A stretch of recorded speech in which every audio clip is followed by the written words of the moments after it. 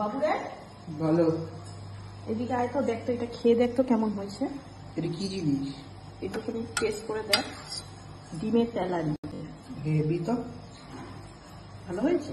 বাহ, কি বললে? ডিমের তেলারি, নতুন রেসিপি। আচ্ছা, আজকালকার বাচ্চারা সবাই মাছ মাংস পছন্দ করে, কিন্তু ছোটোবেলায় আমি ছিলাম একদম বিপরীত। আমি সবসময় ডিম পছন্দ করতাম। তাই যখনই ছোটোবেলায় আমি মামাবাড়ি যেতাম তখনই দিদা আমাকে এই রেসিপিটা করে খাওয়াতো। একটা কড়াইতে তেল গরম করে আলুটাকে ডুমো ডুমো করে ভেজে উঠিয়ে নেব। তারপরে সেই তেলেই সাজিরা, তেজপাতা আর গোটা গরম মশলা ফোড়ন দিয়ে নেব। আচ্ছা, আপনারা কি জানেন আপনাদের মধ্যে 79% জন আমাদের চ্যানেলটা দেখছেন আর আনসাবস্ক্রাইব করে চলে যাচ্ছেন, আর 21-87 জন আমাদের চ্যানেলটা দেখে সাবস্ক্রাইব করছেন। আমাদের পাশে থাকুন আর আমাদের চ্যানেলটা সাবস্ক্রাইব করুন। সেই তেলে আমি পেঁয়াজ বাটা দিয়েছি, তারপরে একটু নাড়িয়ে চাড়িয়ে নেব। তারপরে আদা, রসুন, কাঁচা লঙ্কা আর টমেটো পেস্ট দিয়ে দিয়েছি। তারপরে একটু হলুদ আর নুন স্বাদ অনুযায়ী দিয়ে দিয়েছি।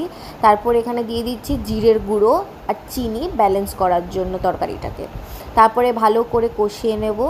আর আমি এখানে ইউজ করেছি কাশ্মীরি রেড চিলি পাউডার। এখানে আপনারা চাইলে স্কিপও করে দিতে পারেন। আমি এখানে ঝালের জন্য, আমরা একটু বেশি ঝাল খাই তাই জন্য দিয়েছি। তারপরে এখানে ডুমো ডুমো করে আলু যে ভেজে রেখেছিলাম সেটা দিয়ে ভালো করে কষিয়ে নিয়েছি।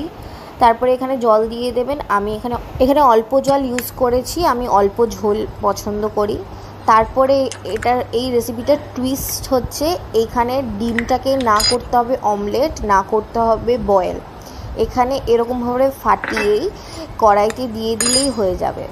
তারপরে ডিমটা দেওয়ার পর এখানে আমি শাহি গরম মশলার গুঁড়ো ইউজ করেছি, এটাতে টেস্ট আর গন্ধ দুটোই ভালো দেবে। তারপরে 1 চামচ ঘি দিয়ে আমার রেসিপিটাকে শেষ করেছি। ভিডিওটা ভালো লাগলে লাইক, কমেন্ট, শেয়ার করতে একদম ভুলবেন না।